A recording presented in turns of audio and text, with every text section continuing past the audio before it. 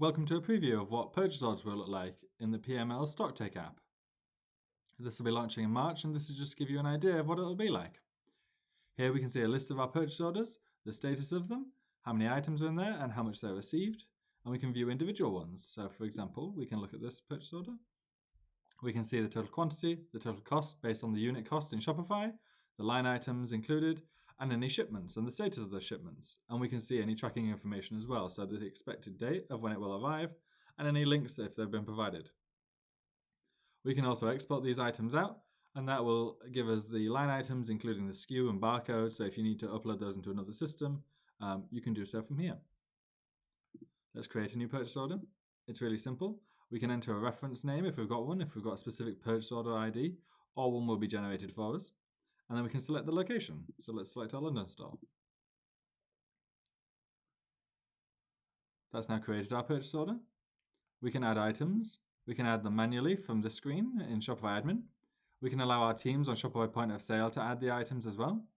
We can import them from a file. So for example, if a supplier has given you a file or from their systems, you can import that. And that can be product ID in Shopify, the SKU or the barcode, or we can generate items automatically.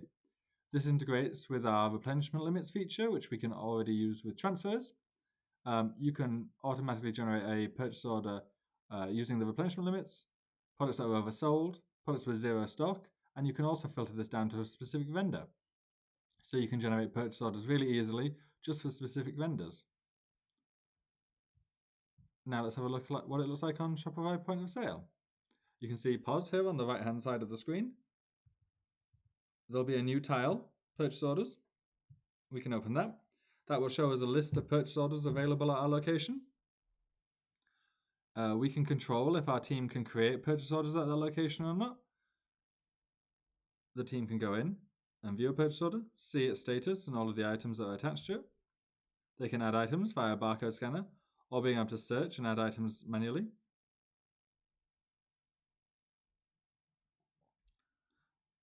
They can cancel the purchase order.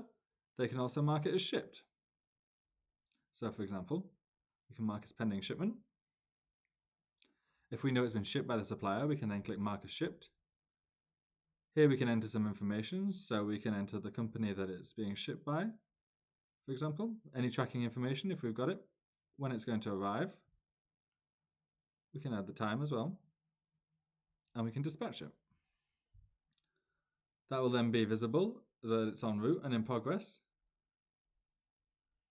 The team can then start receiving the shipments. So they can select a shipment to receive. You can see here all the information about it. We can select that, and then you can start scanning in either with an external barcode scanner, the camera, or you can manually accept them as well. So for example, we can receive those. And you can see then immediately that 10 have been shipped, 3 have been accepted, 0 have been rejected. And then you can continue processing the purchase order. And that's a quick preview of what our purchase order experience will look like. If you've got any feedback or comments, let us know. We're launching it in March, and we'd love to hear from you. Thank you.